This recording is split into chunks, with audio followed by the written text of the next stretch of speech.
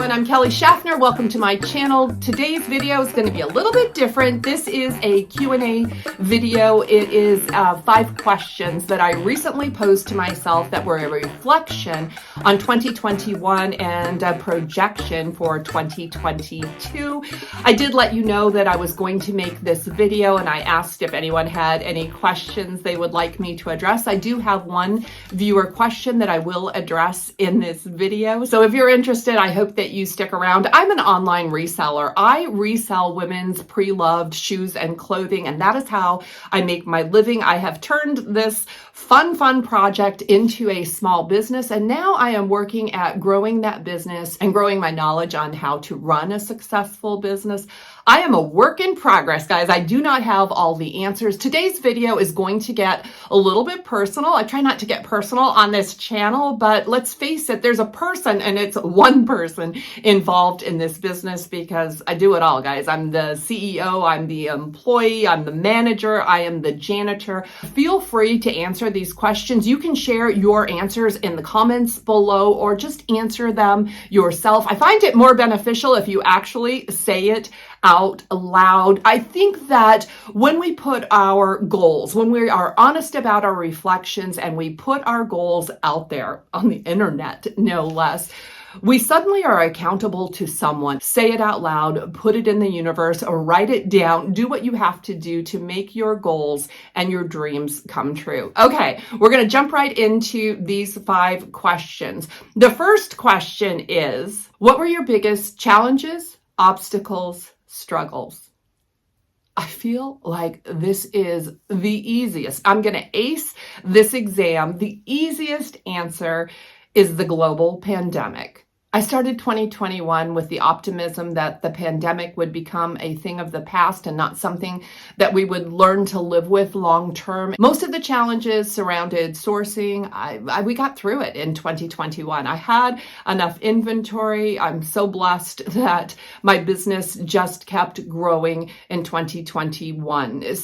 But that definitely is a challenge. And, in 2020, I heard the word pivot. I hate that word. I hate it. I feel like it is a dance that we have been doing for 2 years. We are always in our plan B mode, and I really like more structure in my life, but I have come to expect very early as a business owner to expect that change is inevitable, that I am going to have to pivot. As much as I hate that word. Okay, and the next challenge, struggle, obstacle that I have in my business is time management. This is something I have struggled with for a lot of my life. It's like I make time for the things I enjoy, and it is harder for me to do the things that I don't enjoy doing. I think that may be human nature. I want to share with you that I am the full-time caregiver to my mother who has a neurodegenerative disease. I don't share much about my mother here on my channel because I do value her privacy, but I want to let you know where I am coming from because that position, this job that I self-appointed is difficult. Not only do I manage my own house, my own finances, my own affairs, I manage these things for my mother, and there is often things that come up, challenges that come up. I will share with you, one day I showed up at my mother's house. I'll leave a picture right here. And a windstorm had blown down this tree that had been there for 40 years. So it's little things like that that just inevitably happen. It's just, how do we cope with them? I don't always cope well. There's times when I get really frustrated because the tree blowing down wasn't in my schedule. Although it is a priority, it must be addressed and removed, and I have to alter my workday accordingly. I'm so blessed that I work for myself, that I don't have to ask a boss for permission to handle the emergencies that inevitably happen in life. But I am hoping this year in 2022 to be more accepting of the things that come up. Like I told you, I self-appointed. I do not believe there is an individual in this entire world that can care for my mother better than I do. I made a choice to be here. Reselling just naturally worked its way into our lives, and it has been a blessing because of the flexible schedule I have. When things do come up, I end up working late. I don't always like that. I'd like to spend my evenings with my family, but my priority is also getting my work done. So sometimes I end up working late nights. I do have a workaround for that is part of my projections for 2022, and I'll talk about that in question number 5. Question number 2 is a lot more fun. Where did you succeed and where did you thrive? I think this is also a really difficult question. Sometimes when someone says, tell me what's good about you, it can be really hard for us to answer that. The first thing that came to mind, though, when I looked at this question was overall growth as a reseller, overall growth as a business owner. I actually feel pretty comfortable in the work that I do, my work performance, and my overall decisions concerning my business. I don't think there's a shortcut to feeling confident and competent in running a business. I think it's experience. The more we do it, the more confident we become in our decisions. I met my financial goals for the year. I did meet them a little bit early. I'll talk about that more, and I think it's the next question because that question deals with finances. Something that's more tangible is an inventory system. I revamped my inventory system. I have a garage where I store all of my inventory in bins. Prior to putting my inventory in the garage, I had it in the guest bedroom. My husband and I made a decision to move our personal storage into a shed. We put a storage shed in our backyard and moved the inventory into the garage. And why did I move the inventory into the garage rather than the storage shed? Because the garage is connected to my laundry room. It is seamless. It is so easy for me to get to my inventory, to store my inventory. I don't have to go outside to the shed, anything like that. That has actually saved me the most amount of time. I'm not going to make a video about it, guys. There's nothing elaborate about my inventory system, but it really did help my business just to make that inventory more accessible to me. Simplifying and refining my processes has saved me time, which of course causes less stress. The more time you have, the less stress you have. And yeah, I think the revamping that inventory system was beneficial, and that was definitely a success for me. Okay, number 3, are you satisfied with your financial growth? Did you take any financial risks? Okay, that's actually 2 questions in one question. Are you satisfied with your financial growth? I did mention that I had set a goal for myself to double my income in 2021. I achieved that goal in October of 2021, which makes me question if I set the bar too low. Honestly, I wish I had set a goal that was really a little bit more difficult to attain. For 2022, I have set my sights on a $10,000 month. That has never happened. That would be a goal that is going to require more effort, more planning, more work on my part.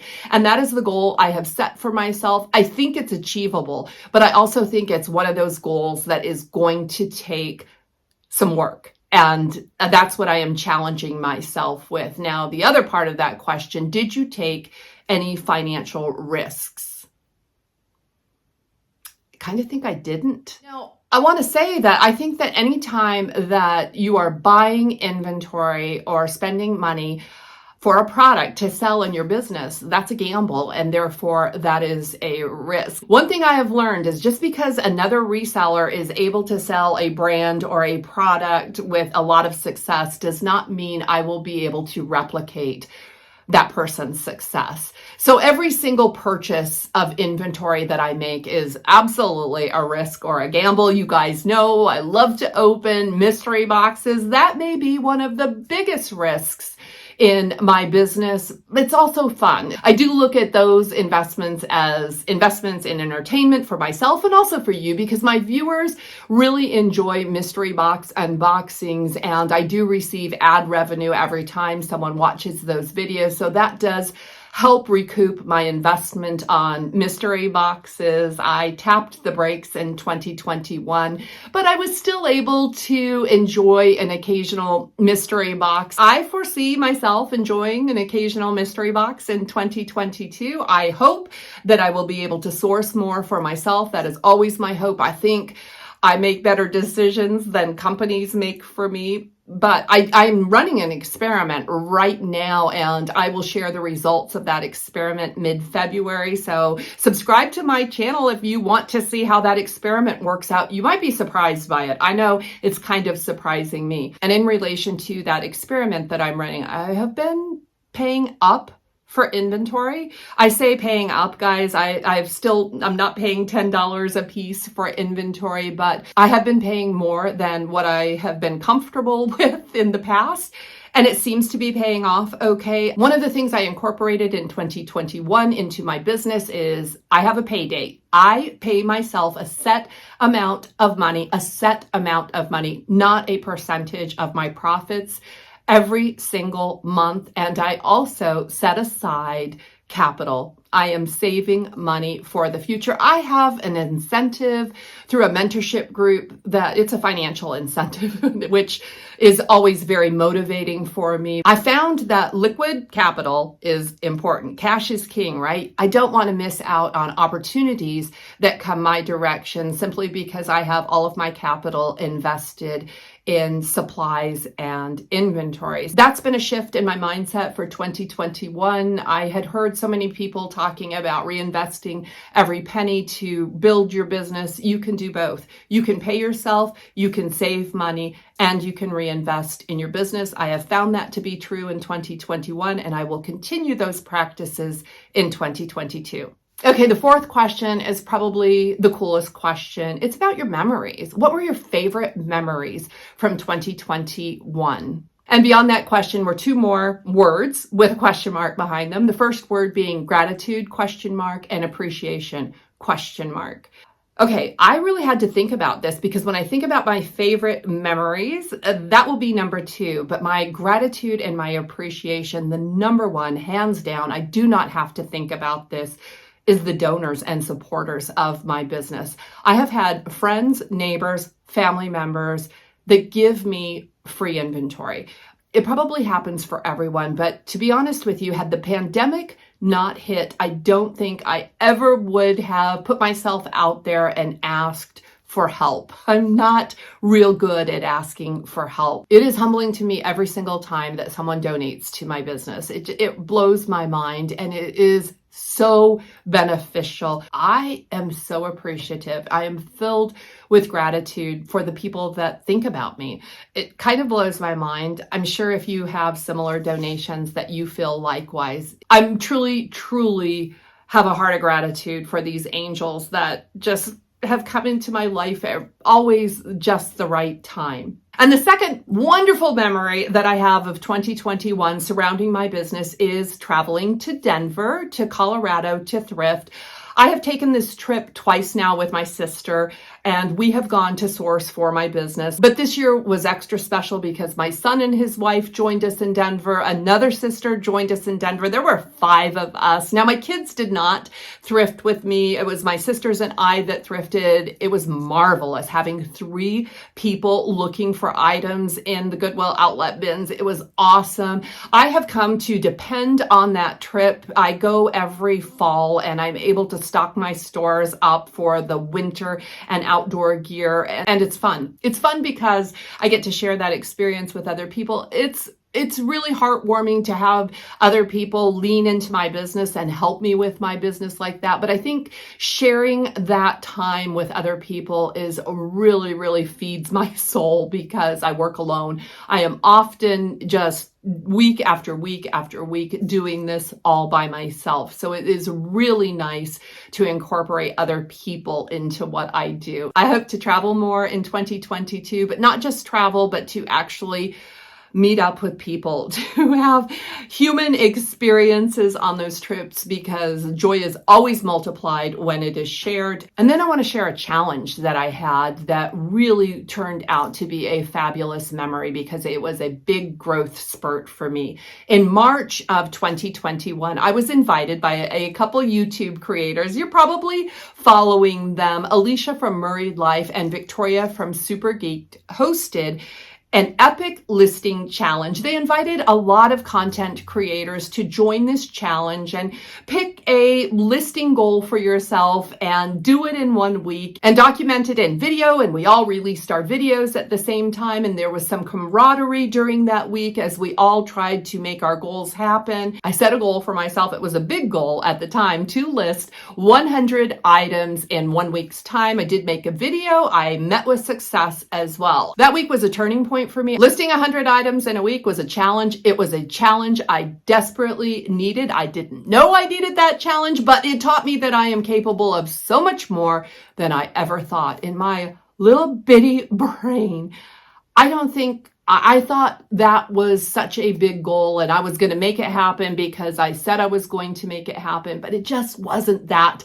difficult. Having been a reseller for a year and a half or almost 2 years at the time I took that challenge, it wasn't that hard. And that was good to know, because now I am able to, I can list 25, 30, 40 things in a day if I need to. And I am not a daily lister. I did have a question about that, relisting items as compared to putting up brand new listings. I think brand new listings is the way to feed the algorithm. Yes, you can list and relist, and I think that's very beneficial just to get new eyes on your older listings. But I do believe that new listings on a consistent basis, some people say that is daily, and that's what works for them. I list what I have. If I bring home a haul of 20 items, I list 20 items. If I bring home 2 pairs of shoes, I list 2 pairs of shoes. That's how I operate here, and it brings me consistent sales. So I did want to address that comment. Truth is, guys, none of us know what the algorithms want. What we do know is what is working for our businesses, and I think that's important information that we can share with others. It does not necessarily mean it will work for you, but if I am consistently putting up listings on the weekly basis, on the monthly basis, annually, I am going to see sales that reflect that. Now I want to share a little story with you. I promised you we were going to get personal, and we're going to start right here. I want to share a story, a childhood story with you. When I was a kid in middle school, we called it junior high back then, for a couple years, I participated in team sports. And let me preface this by saying I'm not an athlete. What I did enjoy about team sports was the camaraderie and fellowship with other women, and that camaraderie I took throughout my life. I've always had a real nice circle of friends, girlfriends throughout my life, but that is one of the reasons I participated in team sports as a youngster. So I played softball, I was a pitcher, and I played basketball, hated basketball, but I played because I wanted to be part of the team. And I also ran track. I joined the track team. And I want to tell you a story about being on the track team. I don't remember a whole lot of coaching or mentoring as part of the track team. And there might have been a reason for that. When we would have practice for track, we would all get together and do some calisthenics, and we did a lot of running, which was conditioning running, and it was always long distance running. And we were young, and we used to run. We'd run the streets of this little town that I live in, and we would visit with one another. The girls would visit and run at the same time. And then we had to sign up for events that we were interested in. Never had a coach come to me and say, Kelly, you're particularly gifted at X, Y, and Z. So I had to pick my own events, and I picked the mile run because I knew I could run long distances. I had been doing it every single day at practice. I think I was into one of the jumps, like maybe a long jump and the shot put, but I had no training on any of these things, but I loved being part of the track team. One of the things we did, if you're familiar, you already know, but this is how I remember it, is on Saturdays, we would meet at the school, we would load up on a bus, we would have ice chest, igloo ice chest for our lunches, because we would be at this track meet all day. So not only did you need your lunch, but you needed lots of snacks, and I would have an igloo filled with snacks, which probably was more fun than the track meet for me. We would go to the track meets in neighboring towns and spend the entire day there. As I was there watching the other athletes participate in their events, the biggest thing that stood out to me was there was always someone in the races and the events that came in last place. I can see it in my mind's eye today. So what did I do? I scratched or dropped out of every single event I ever entered for 2 years. Looking back on that period of my life, I'm grateful that that coach let me continue to be part of the team. She had to know that I had a strong desire to belong, and this was a great group of kids to belong with, to be a part of, even though I was kind of an imposter on the track team.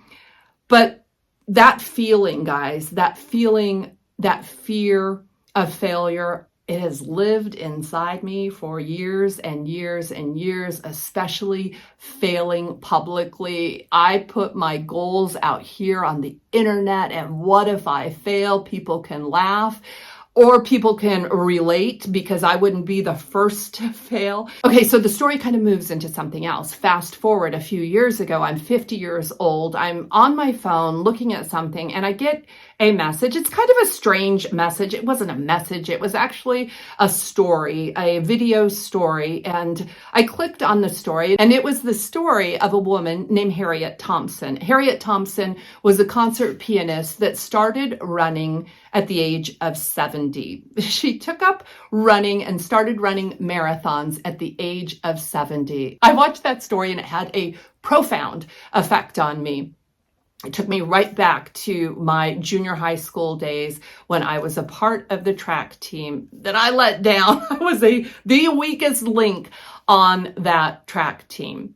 And it all dealt with fear. And I decided after watching that Harriet Thompson video that I was going to run long distance. In fact, I was going to run a marathon. So what did I do? I put it out there in the world. I said it out loud. I started telling my friends, well, how do you run 26.2 miles? You start one step at a time, 1 mile at a time. It took me 2.5 years. Now, when I put it out there in the world, I had girlfriends that said, I want to do this. And I had girlfriends that had already run half marathons and whatnot that said, I'll do it with you. And I had to run 9 races over 2.5 years to get me to the point where I was ready to run a full 26.2 miles. And on some of those races, my friends joined me, but all of us had this goal of eventually running this full marathon. We're going to the state of Washington. We're going to run a marathon, and one of my girlfriends gets hurt and she decides to drop down to a half marathon, and another one admits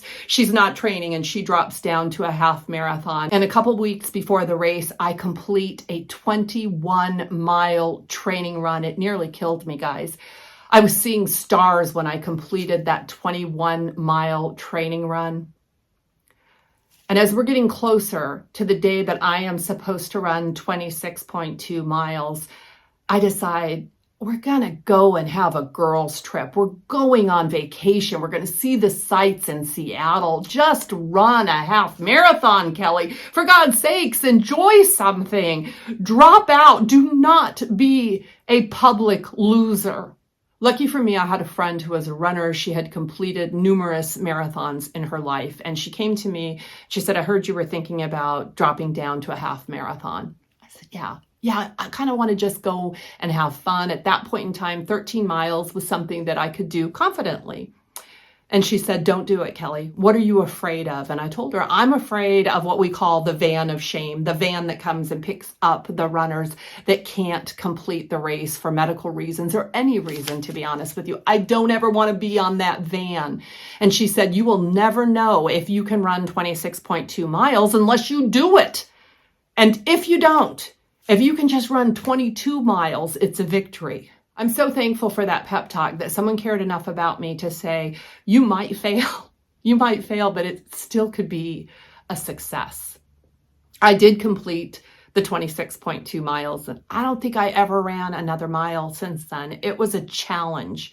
It was a challenge that I was able to share with other women that I love and have fun with. And it was a challenge that I had to be willing to be alone and do it all by myself. And I also had to be willing to publicly fail if I was going to put myself out there like that. I didn't fail. So I share this long personal story. And it's a long story, guys. It started when I was 12 years old and it ended 40 years later when I was 52 years old and crossed that finish line that all those years later. And at this more advanced age of 52 years old, I had this immense respect for those 12-year-olds that crossed the finish line. They had far more character than I did at the age of 12 years old, but that's not going to stop me from building my character through challenges and with other people. You have to allow those people in to encourage you, inspire you, build you up, and hold you accountable. So my favorite memories of 2021 and even in years past, guys, involve my relationships. And I hope to foster more of those relationships and develop more of them, especially the ones that challenge me to be a better version of myself. And this is the final question that we're going to address today. It's a question I've heard throughout my life, but I think it's a great question. The question is, what would you do if you could not fail? What would you do in your business if you knew you could not fail? Oh, I love this question. There's so much I want to do, but we're talking about growing our business in 2022. What would you do if you couldn't fail?